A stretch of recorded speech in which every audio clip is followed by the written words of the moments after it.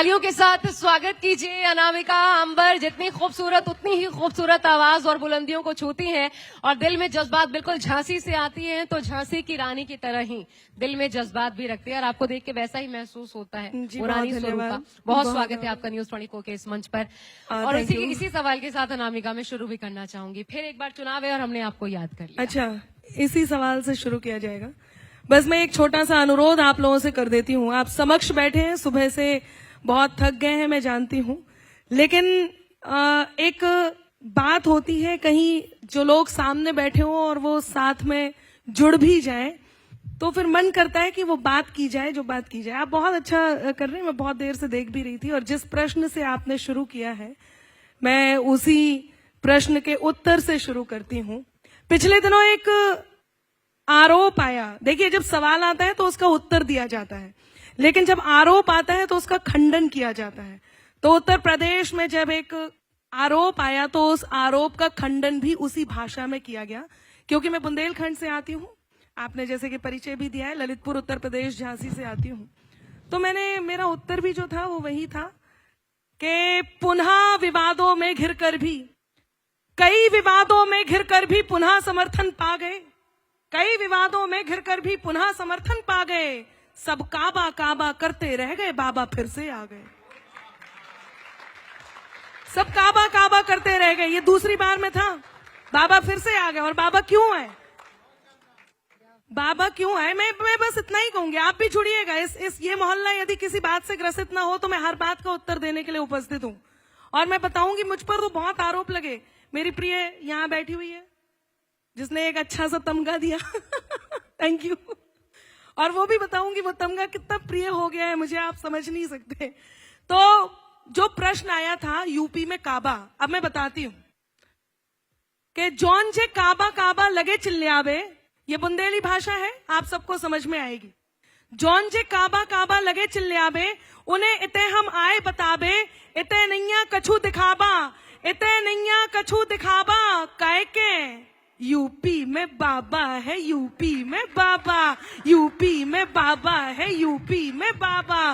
गोरखपुर को जो सन्यासी, अभी इस मंच पर पूछा गया आपको वो कैसे लगते हैं, मैं बताती हूँ एक सन्यासी कैसा लगता है। कि नीति नियम और नैतिकता का मर्म सियासत में होता, राम सरीखा राजा हो तो धर्म सियासत में होता, राम सरीखा राजा हो तो धर्म सियासत में होता। तब कहती हूँ कि गोरखपुर को जो सन्यासी मन में लेके मथुरा काशी, जब से लखनऊ में जा बैठे, यूपी भर की मिट्टी उदासी, राजमहल को मंदिर कर दो, कि राजमहल को मंदिर कर दो, जब जनता को मिलो बुलावा, काहे के यूपी में बाबा है, यूपी में बाबा। और क्या हुआ कि तुष्टीकरण को नाव मिटा दो। एक प्रश्न है, अभी आपने एक प्रश्न पूछा था, अल्पसंख्यक बुलडोजर, उर्दू देख करके जहां देखा उर्दू देखा वहीं पे बुलडोजर चढ़ा। मैं बताती हूँ आपको, केवल वहां चलता है वो बुलडोजर जहां पर ये देखा जाता है। हमसे ये कहा जाता था जब हम, मैं फिर कह रही हूँ, मैं कोई तारीफ नहीं कर रही हूँ, मैं केवल वो बता रही हूँ जो मैंने देखा, जो मुझे महसूस हुआ। हम कार्यक्रम करके आधी रात में जब वापस जाते थे अपने स्थान पर, तो हमसे ये कहा जाता था आयोजकों द्वारा कि आप ऐसे मत निकलिएगा, या तो कोई गाड़ी आपको साथ में आधे रास्ते छोड़ के आएगी, या फिर आपको देख करके जाना चाहिए, सुबह हो जाए तब जाइएगा। लेकिन उत्तर प्रदेश में इस बात को हमने महसूस किया, हमने देखा कि हमारी सुरक्षा की क्या व्यवस्था थी। हम आज रात में आराम से अपने घर आ सकते हैं। रही बात एक दो किसी घटनाओं की, तो देखिए वो न्याय प्रावधान के अंदर आती है, जब तक निर्णय नहीं होगा हम नहीं कह सकते उस बारे में क्या है। लेकिन एक दंड प्रावधान ऐसी चीज है, लोग कांपने लग जाएं, माफिया डरने लग जाएं, गुंडों का राज खत्म हो, ये हम जनता चाहते हैं। और मैंने देखा कि तुष्टीकरण को नाव मिटा दो, तुष्टीकरण को नाव मिटा दो, अपराधन को गांव मिटा दो, फैजाबाद अयोध्या कर दे, राम लला को धाम बना दो। ये माइक यदि ऑन हो जाए, थोड़ा बेस दीजिए। नहीं, आप आवाज दे दो, बेस तो सब हम डाल देंगे, आप बस आवाज दे दीजिए, हमें भी आवाज उठानी है। कि तुष्टीकरण को नाव मिटा दो, अपराधन को गांव मिटा दो, फैजाबाद अयोध्या कर दे, राम लला को धाम बना दो। और बेभी काशी काशी कर रहे, कि बेभी काशी काशी कर रहे, जौन करते काबा काबा, काहे के यूपी में बाबा है, यूपी में बाबा, यूपी में बाबा है, यूपी में बाबा। और दंगेल सबरे डरे जेल में, आप ताली मत बजाना यदि बात झूठी हो तो, कि दंगेल सबरे डरे जेल में, सोच के जा अब भरे जेल में, बाहर जे तो गोली घल जे ई से तो हम भरे जेल में। और किच किच किच किच किच रोक के रखना अब चाहिए कि किच किच किच किच जिते होती, किच किच किच किच जिते होती, थम गो सबरो शोर शराबा। और पुलिस भी अपनी फॉर्म में आ गई, पुलिस भी अपनी फॉर्म में आ गई, चैन से सोवे अम्मा बाबा कह के, यूपी में बाबा है, यूपी में बाबा, यूपी। तो ये उत्तर दिया था मैंने और कुछ नहीं करा था, मैं तो कुछ करती ही नहीं। अद्भुत, बहुत सुंदर, आपकी आवाज में भी जादू है। लेकिन अनामिका, अभी अभी आपने सुना स्कूलों के बंद होने पर हमने चर्चा की जी, इस वक्त जैन अल्फा की चर्चा हो रही है और सबसे बिल्कुल। महत्वपूर्ण मुद्दा होना ही चाहिए किसी के लिए भी, चाहे वो मीडिया हो, इस देश का एक एक नागरिक हो, आप जैसे कवि हो महान, सबके लिए मुद्दा होना चाहिए कि स्कूल्स क्यों बंद हो रहे हैं। क्योंकि शिक्षा के अभाव में क्या भविष्य बनेगा, ये जो भारत निर्माण 2047 बिल्कुल। देखिए, इस बारे में एक बात मैं जरूर कहूंगी, इस समय चाहे जेन जी हो चाहे जेन अल्फा हो, मैं पूरी तरह से उनके हर बात में साथ भी हूं और उनकी सोच के भी साथ हूं।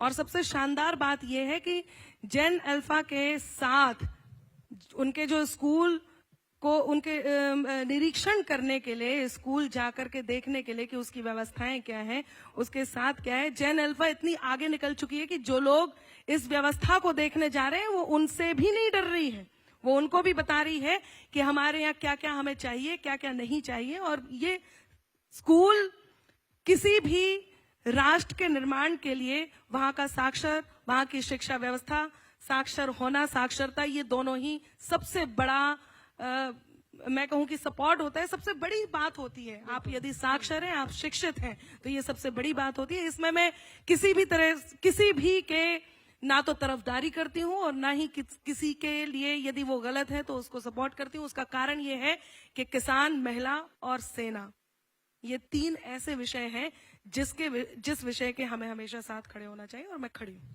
आपको नहीं लगता इस पर भी आवाज उठानी चाहिए आपको?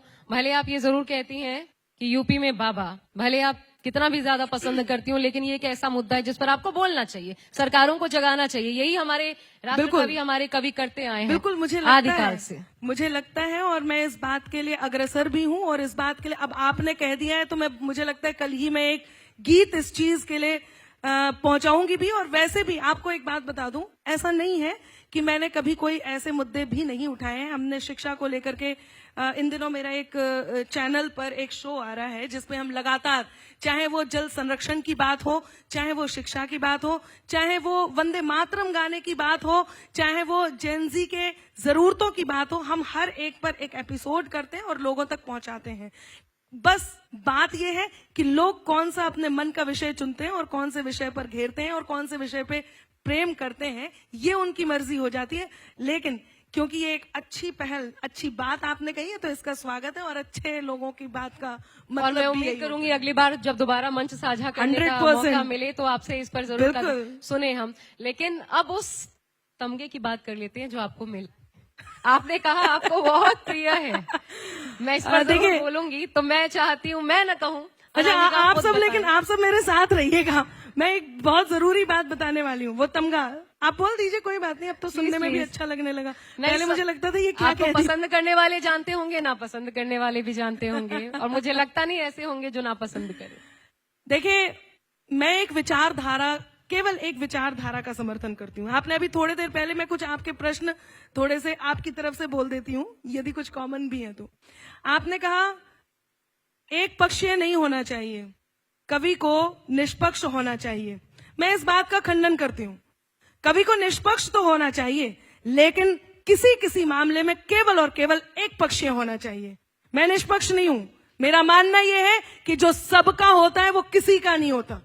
मैं केवल और केवल इस राष्ट्र की वंदना करती हूं, मैं इस देश की हूं और इस देश पर उठने वाली कोई भी आंख को आंख दिखाना मेरा कर्तव्य है और मैं इस बात के साथ हूं, मैं इस विचारधारा के साथ हूं। जब मुगलों ने हमारी सांस्कृतिक धरोहर का क्षरण किया, उस सांस्कृतिक धरोहर के क्षरण पर उठने वाली विरोध की भाषा का समर्थन करना यदि सरकारी है तो मैं सरकारी हूं। सुना आप भी छोड़ दीजिए सारी व्यवस्थाएं, ये व्यवस्था बहुत जरूरी है, आप तो बस मुझे सुनिए। यदि उस जो मुगलों ने देश के धरोहर का क्षरण किया, उसका विरोध करना सरकारी है तो मैं सरकारी हूं। 370 हटा, उस 370 हटने के विरोध का विरोध करना यदि सरकारी है तो मैं सरकारी हूं। यदि हमारी सेना से उनके शौर्य के प्रमाण मांगे जाएं और इस बात का विरोध करना सरकारी है तो मैं सरकारी हूं। भगवान श्री राम के होने के प्रमाण मांगे गए, उस प्रमाण मांगने के विरोध का समर्थन करना यदि सरकारी है तो मैं सरकारी हूं। हमारे सनातन को डेंगू मलेरिया कहा गया, वंदे मातरम गाने से मना किया गया, देश में ऐसे ऐसे प्रश्न चिन्ह उठाए गए, यदि इन सब का विरोध करना सरकारी है तो मैं सरकारी हूं। मैं सरकारी हूं। मैं केवल अपनी विचारधारा की बात करती हूं। और एक बात कहती हूं, अब आप सुनना चाहते हैं तो जरा मेरे साथ हो लेना कि दुश्मन के हथियार नहीं कहलाएंगे। यदि आप अनुमति दें तो मैं कुछ पंक्तियां खड़े होकर Please. सुना दूं। हाँ हाँ जरूर। आप लोग सुनेंगे? इस माइक को जरा वैसे ही कर दीजिए जैसा मैं चाह रही थी, जैसा अभी नेहा करवा रही थी। सुनना जरा कि दुश्मन के हथियार नहीं कहलाएंगे, दुश्मन के हथियार नहीं कहलाएंगे, देश विरोधी धार नहीं कहलाएंगे। सरकारी कहलाना है स्वीकार हमें, सरकारी कहलाना है स्वीकार हमें, अंधभक्त कहलाना है स्वीकार हमें, लेकिन हम गद्दार नहीं कहलाएंगे, लेकिन हम गद्दार नहीं कहलाएंगे। जैन जी बैठी है, यदि आप सबकी अनुमति हो तो कुछ आपके तेवर की बात कर दूं, और यदि आप भी अनुमति दें, यदि आप चाहें तो मैं प्रश्न भी कर सकती हूँ। मैं प्रश्न सुन लेती हूँ, उसके बाद उत्तर दे दूंगी। जैसी आपकी आज्ञा। आपके पास है मंच सुनना। पूरा का पूरा। आई न वहम का तो चटकना जरूरी है। आभार। आई न वहम का तो चटकना जरूरी है, आई न वहम का तो चटकना जरूरी है। हर उम्र का एक उम्र भटकना जरूरी है, आई न वहम का तो चटकना जरूरी है। हर उम्र का एक उम्र भटकना जरूरी है, हर उम्र का एक उम्र भटकना जरूरी है। बेशक भले बने रहो सबकी नजर में पर। आदरणीय बैठी है और आपकी स्माइल देख के मुझे बहुत अच्छा लगता है हर बार कि बेशक भले बने रहो सबकी नजर में पर, कुछ लोगों की आंखों में खटकना जरूरी है, आई न वहम का तो चटकना जरूरी है। और ऐसा नहीं है नेहा, मुझे भी बहुत गालियां आती हैं और सबको ये लगता है कि देश हित में बात करना बहुत सरल है, प्रश्न उठाना बहुत कठिन है। लेकिन मैं अपने अनुभव से बताती हूं, प्रश्न उठाना सरल है और बेकार का प्रश्न उठाना और सरल है, लेकिन किसी सच्ची बात को सच्चा कह देना बहुत कठिन है। मुझसे भी पूछा जाता है, लेकिन मैं एक ही बात कहती हूं, सुनना। एक ख्वाब है आंखों से दिखाई नहीं देते, एक ख्वाब है आंखों से दिखाई नहीं देते, हम दिल में धड़कते हैं सुनाई नहीं देते। एक ख्वाब है आंखों से दिखाई नहीं देते। आप कितनी भी गालियां दे दो, उस आदमी को गालियां दो, जी भर के गालियां दो, वो आपसे क्या कहता है जरा सुनना, और मैं क्या कह रही हूं वो भी सुनना।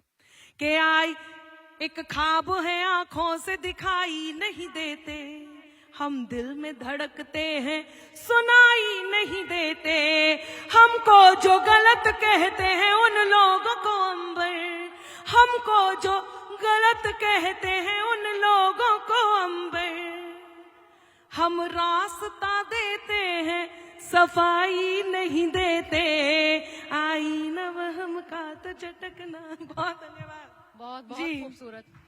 अभी अभी आप जो कह रही थी कि डेंगू मलेरिया बताने वालों का विरोध करना ये आपके लिए जरूरी है, लेकिन अभी हमारे मंच पर आए थे, अभिजीत दीप के थे, रांका आशुतोष रांका थे, जी। तो उन्होंने एक बात कही। हम्म। उनसे पूछा गया कि आपको क्या लगता है सबसे बेहतर मुख्यमंत्री किसने काम किया मुख्यमंत्री के तौर पर सबसे बेहतर? तो स्टालिन का नाम लिया गया उनकी तरफ से।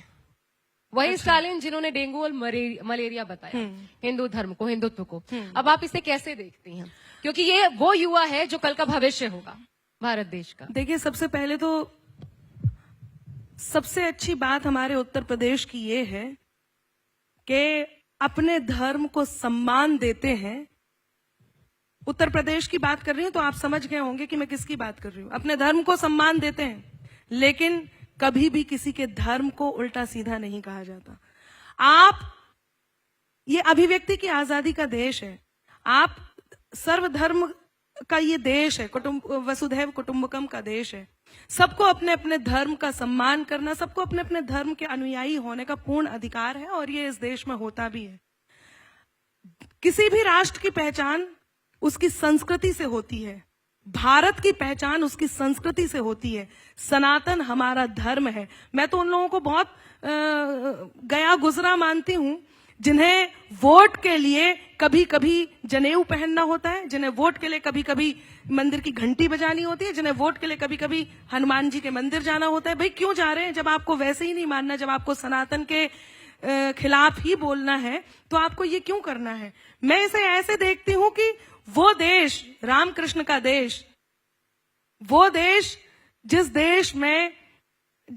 देश की नींव ही हमारी गंगा से है, जो शिव जी के सिर पर विराजती हैं, माँ गंगा का देश, यमुना का देश, वो देश जहां पर जो भूमि देवताओं की परम पावन विरासत है, जहां सत्यम शिवम और सुंदरम हर क्षण मुहूर्त है, धर्म सत्कर्म संस्कृति सभ्यता कर्तव्य का मंदिर, हमें है गर्व जिस पर वो हमारा देश भारत है। हमें है गर्व जिस पर वो हमारा देश भारत है। वो देश जिसकी संस्कृति ही यही है। यदि आप संस्कृति के विरोध में बोलेंगे तो ये कर्म है। सनातन में ये भी लिखा है कि जो कर्म होते हैं वो आपको छोड़ते नहीं है। प्रभु श्री राम के होने के प्रमाण मांगे गए तो क्या हुआ उनके साथ? सुनना जरा, कि त्राही तुम पर टूट न जाए, त्राण समय ने मांग लिया। क्या हुआ उनके साथ? जिन्होंने प्रभु श्री राम के होने के प्रमाण मांगे, जिन्होंने सनातन को डेंगू मलेरिया कहा। मैं बताऊंगी क्या है सनातन। कि त्राही तुम पर टूट न जाए, त्राण समय ने मांग लिया। रावण वध के लिए राम का बाण समय ने मांग लिया। मांग रहे थे कल तक जो प्रमाण राम के होने का, उनसे उनके ही होने का प्रमाण समय ने मांग लिया। उनसे उनके ही होने का प्रमाण समय ने। और क्या है सनातन? कि परम सत्ता से संचालित ये शासन मिट नहीं सकता। परम सत्ता से संचालित ये शासन मिट नहीं सकता। अमरता दे मनुष्यता को जो दर्शन मिट नहीं सकता। न जाने मिट गए कितने मिटाने काल ये सपना, अमर है जो युगों से वो सनातन मिट नहीं सकता। अमर है जो युगों से वो सनातन मिट नहीं सकता। जब इतना धर्म परायण है, इतना धर्म से जुड़ी हुई है, और क्योंकि वही शाश्वत सत्य जिसके साथ आप जुड़ी हुई महसूस करती हैं और समर्थन करती हैं इस सरकार का, राम मंदिर चोरी से फिर आपका हृदय नहीं दुखा, दिल नहीं दुखा? बहुत दुखा, चंदा चोरी बहुत दुखा। और उस बात पे हम लोगों ने, मैंने आकर के कहा भी। लेकिन आप एक बात बताइए, राम मंदिर चोरी पर जिस बात के लिए हम सब ने कहा, ये व्यवस्थाओं का एक ऐसा आंकड़ा है, या तो ये हो जाता कि उसको पूरी तरह से खारिज कर दिया जाता, या फिर ये कहा जाता, जब जैसे ही राम मंदिर चोरी की बात उठी थी, क्या उत्तर प्रदेश में ये बात नहीं आई थी कि इस पर जांच भी बैठेगी? क्या ये नहीं हुआ था? क्या ये नहीं हुआ था कि जांच के बाद इस पर निर्णय भी लिया जाएगा? क्या ये नहीं हुआ कि उन्होंने अपने आप इस्तीफा दे दिया? मैं ये बार बार कहती हूँ, किसी घटना को घटने से आप नहीं रोक सकते। वो कहीं पे भी कुछ भी हो सकता है, वो कोई भी हो सकता है। मैं कब कह रही हूँ, मैं तो किसी बात के लिए ये कह ही नहीं रही कि ये सारे जितने हैं, जो सारे के सारे वो सारे सच्चे हैं। कौन कह रहा है? मैं केवल ये कह रही हूँ कि जो काम अच्छे हुए उन कामों की तारीफ जरूर की जाए। और इस बात से मैं अभिभूत भी हूं कि जब तक कोई विषय निर्णायक मंडल में है, जब तक कि उसका निर्णय नहीं आता है तब तक उस पर इतना विश्वास तो किया जाए, कम से कम इस बात पर तो विश्वास किया जाए कि वो निर्णय के लिए प्रतीक्षित है, वो अभी उस प्रतीक्षा में है। और ये हमारे लिए बड़े आश्वासन का विषय है कि हमें, और उम्मीद भी हम वहीं से करते हैं जहां पे हमारी उम्मीदों को पूरा किया जाता है। हमें पूरी उम्मीद है, हमारा पूरा विश्वास है। और हमारा विश्वास से मतलब मेरा नहीं है, हमारा विश्वास से मतलब है यूपी की जनता का ये विश्वास है। और जनता जनार्दन होती है, जनता को पता है क्या सही है क्या गलत है। नहीं लगेगा तो वो अपना निर्णय भी देगी। मैं कौन सा ये कह रही हूँ कि कोई वोट मांगने तो आई नहीं हूँ कि आप ही नहीं वोट दीजिए। भाई जनता है, जनता जानती है उसे क्या करना है और करना चाहिए। हम भी जनता का हिस्सा हैं, हम कवि जरूर हैं, लेकिन हमें भी वोट देने का उतना ही अधिकार है जितना एक आम व्यक्ति को है। तो हम भी उसी जनता का हिस्सा। अभी अखिलेश यादव क्योंकि सॉफ्ट हिंदुत्व की राह पर अपनाते बीजेपी के पिच पर आते नजर आ रहे हैं, वो भी भंडारी में चले जाते हैं, वहां पर भंडारा खिलाते हैं, वो भी हनुमान मंदिर चले जाते हैं। आपने देखा कांवड़ यात्रा में बाकायदा एक पीडीए रथ यात्रा निकली, वो भी वो करते नजर आए। तो वो सब कुछ जो हिंदुओं को प्रिय है वो करते नजर आ रहे हैं। आपको लगता है इस माध्यम से वो योगी जी के उस हिंदुत्व के व्यक्तित्व से लड़ पाएंगे, या उनकी कोशिश अच्छी है, कम से कम ये किया जाना चाहिए? अच्छा, उसके लिए फिर उन्हें संत भी बनना होगा, भगवा वस्त्र भी धारेंगे? अभी तक तो नहीं धारण किया।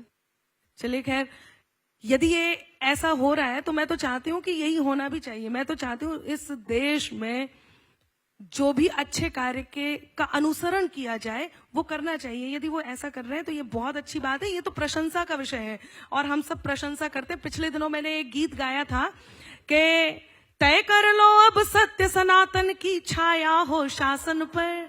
आएंगे जरा तो जरा तालियों का साथ दीजिए कि तय कर लो अब सत्य सनातन की छाया हो शासन पर। तय कर लो अब सत्य सनातन की छाया हो शासन पर। राम भक्त ही राज करेगा दिल्ली के सिंहासन पर।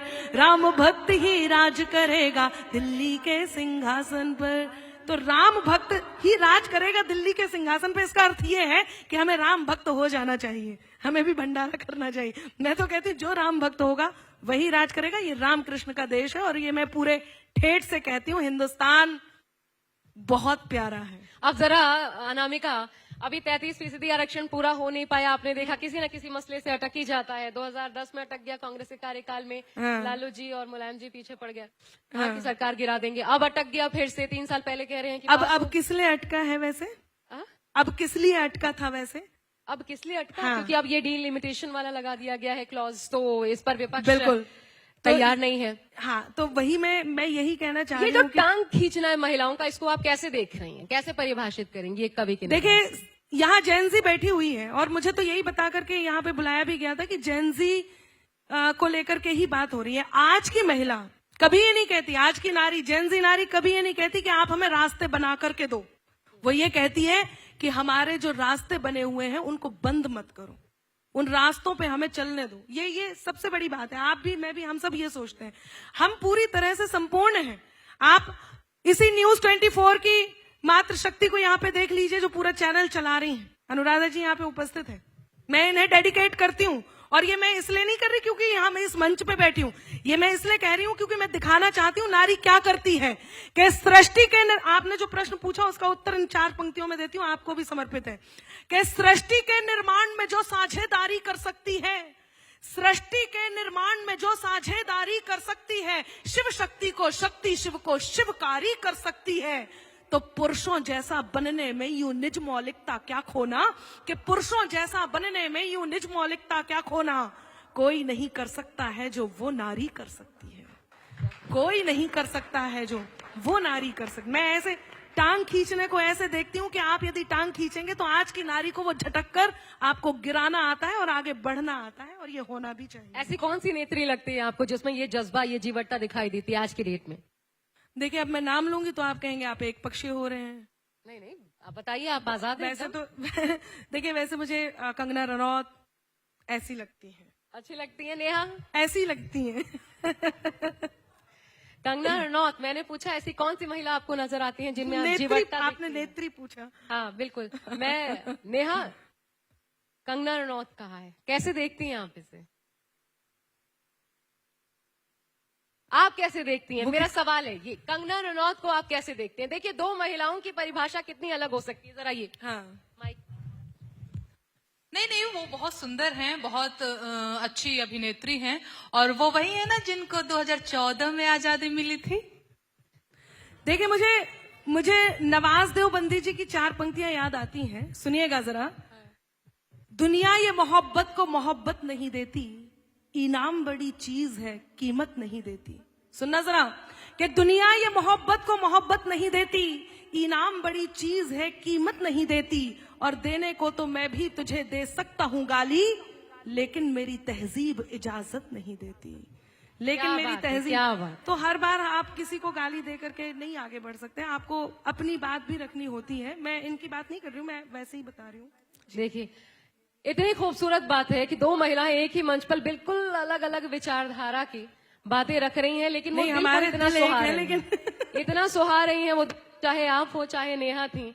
और मैं यही कहूंगी कि यही नारी शक्ति का कमाल है कि दोनों ही पसंद आ रही हैं, दोनों ही भा रही हैं इस मंच से। बहुत बहुत शुक्रिया आपका भी, और नेहा आपका भी एक बार फिर बहुत बहुत बहुत शुक्रिया। धन्यवाद। मैं चलते चलते लेकिन 4 पंक्तियां जरूर कहना चाहूंगी, हाँ, प्लीज। और जो कि मेरी पहचान भी है और जो मैं आपको सुनाना भी चाहती हूँ। आपकी अनुमति एक बार मिल जाए, जरा ताली बजा करके आदेशित करें, बहुत जरूरी है, और वो आज के मंच से जाना भी जरूरी है। सुनना, मेरे गले में जीत की माला जो पड़ी है, मेरे गले में जीत की माला जो पड़ी है, मेहनत के मोतियों से बनाई ये लड़ी है। मेरे गले में जीत की माला जो पड़ी है। ये मोहल्ला गुमसुम है, मैं आपके काम की बात बता के जाऊंगी, जरा तालियों का साथ देना आशा जी आप भी।